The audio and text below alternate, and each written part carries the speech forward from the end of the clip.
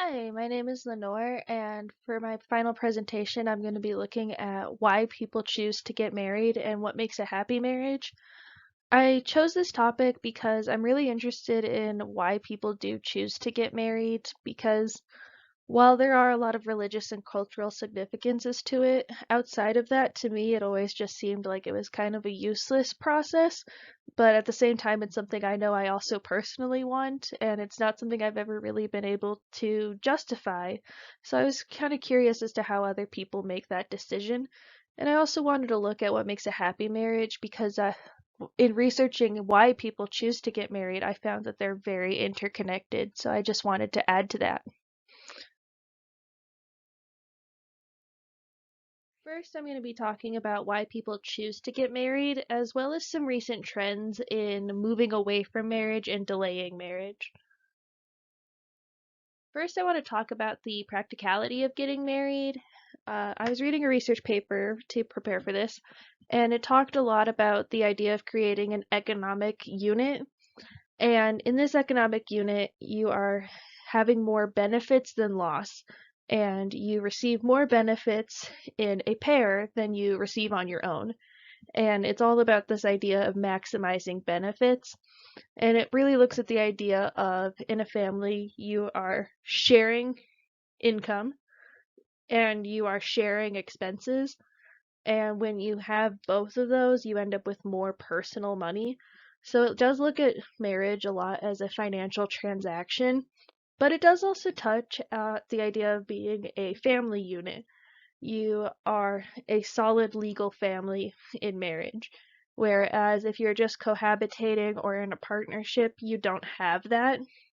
And this kind of goes into our legal reasons a bit, where when you're married, you legally share all of your possessions and it protects you in the event of separation. Whereas if you're just dating and you break up, you could lose a handful of belongings.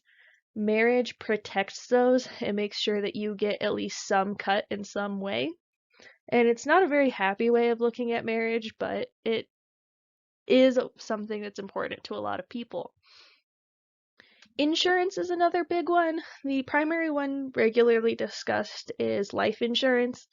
If you are married, your partner is able to collect on your life insurance policy in the event of your passing. But there are also things like other work benefits that you cannot always share with people that are not your spouse or children. So being married allows you to take advantage of these. And another one is security in the event of emergencies.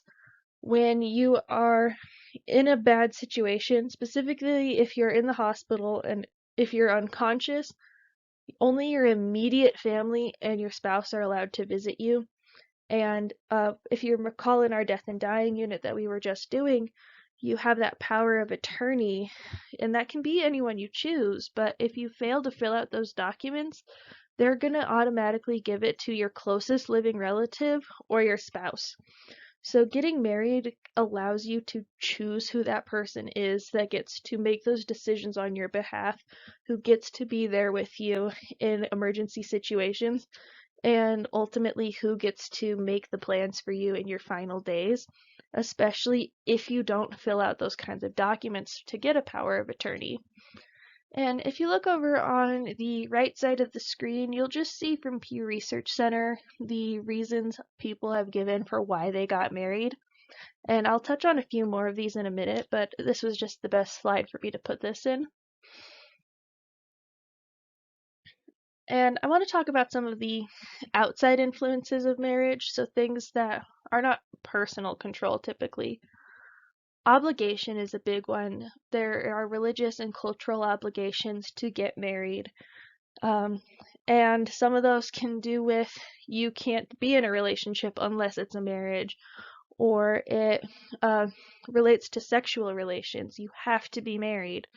And these things come from culture and religion typically. So those are big influences for people. And similarly, having children kind of falls within this category. I wasn't entirely sure to where to put it in my slides, so I really just put it here. But when people are having children together, they want to be a full family typically. And so one thing that's really important to a lot of people is just getting to have the same last name as their children and having both parents have the same last name. And this is generally achieved through marriage, and it's a lot harder to get your name changed in other ways. Marriage allows you to do that. And there's also some fear that goes into getting married, or that influences people to get married. And a big part of that is just violating those obligations I mentioned before. If you violate those obligations, you've done something wrong. So people want to get married because they're obligated to.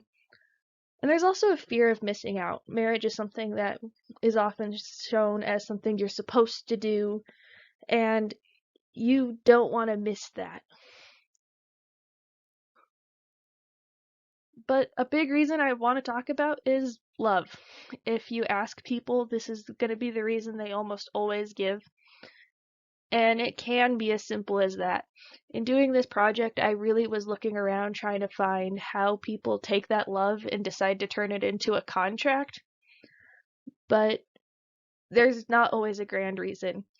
It's a solidified commitment. It's announcing to everyone that you're in love and you're together. And for a lot of people, that's enough and that's what they want from it, and they can ignore every other reason that I just listed. But I also want to talk about how some people aren't getting married or why they're delaying it. This I'm going to touch on in the next slide. It's really just if you're reading through the PDF. But if you see here, there is a sharp increase in the age of which people are getting married. And this is a trend that I'm going to talk about in a little bit more depth in a bit. But you can see that it used to be 10 years younger. We have women down here at 20, and the current age for men is 30. And depending on which version of the information you're looking at, you can see it as low as 19 in some cases, and being as high as, I believe, 33 now. So you really see a change here. And part of that is that people have a longer lifespan now. You don't have to fit all of your life events into 30 years. You can fit it into a solid 80 years. So you can spread it out. You can delay things. A lot of people are also going to college now. Most people will go to college for at least some amount of time. And most people want to just wait until they're out of college. So this causes them to delay marriage. Changes in having children, cultural changes here have also been an impact. People have fewer children now, meaning they need to start having children at a later time. Birth control is also available, so there's not really a concern about getting pregnant out of wedlock. Is that something that's a concern for you?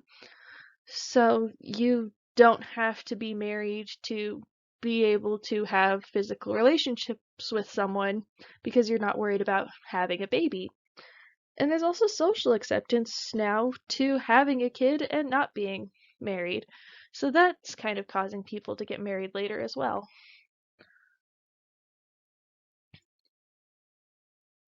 And then here's the marital status that I just wanted to show. You can see it's nearly identical for men and women.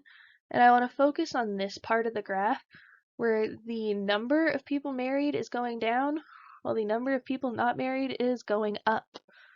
And this is just kind of an interesting trend. And here you can see it split. This is both genders, whereas the previous slide showed them separately. This is just the percent of people who are married, or this is marriage rate. And you can see right here there's a peak. We're going to just kind of ignore that. I wanted to bring it up because I don't want you guys to think this was like a crazy coincidence. This is just that we brought in Hawaii and Alaska in this time period, so it changed our rates a little bit and it did represent a spike. What I really want to show is this sharp decline though, starting at about 1980. If I could draw a straight line, it goes there. and we've just fallen off. And again, I don't want to touch on this a ton because we did do it in class, but cohabitation is another thing related to marriage. It's related to higher divorce rates, but cohabitation can also replace marriage. Many people are living together instead of getting married.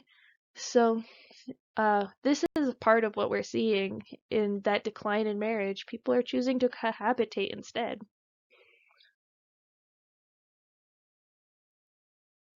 I also want to talk about what makes a happy marriage. Starting with factors that are kind of outside of your control, like family history of marriage. If you had lots of divorces in your family or if it was going well for your family members, having support from others, and then things like not being pregnant when you get married, knowing your partner for at least a year, being in similar religion, education, and socioeconomic status, many things that we talked about in class. But I also really want to focus on what you actively can do to make it better. Get married for positive reasons. Don't get married out of fear or because you're preparing for if you separate and you want legal coverage for your losses. See your spouse as a friend. They should be someone you like. This will make it a million times happier. If you're with someone you don't like, it's gonna end up being miserable. And don't hide big secrets. Be open and discuss life events and problems. And it also helps to be physically attracted to your partner. I also wanted to highlight just this chart from our text. I feel like it was kind of easy to look over and everything else that was going on in that chapter, so I just wanted to share it here. I really did touch on a lot of this already, so I'm not going to spend too much time here, but I also wanted to just highlight that after your mid-20s is the ideal time to get married and when you're the least likely to get divorced. So right here, these are just my best sources, and I put a star on this source right here because that's where I got some of my information on what makes a happy marriage. I highlighted what I found to be the most important, but if you want to look at the whole list, I do recommend you look at this source. And these sources are some other ones that I use just to kind of pull direct quoting or direct wording from, but they're not quite as good. So if you do decide to look through these, I do recommend opening some others as well. And thank you so much for sitting in on my presentation. I will also upload a PDF if you want to look through this more slowly, and it will have annotations and a more long wording so you can read through it.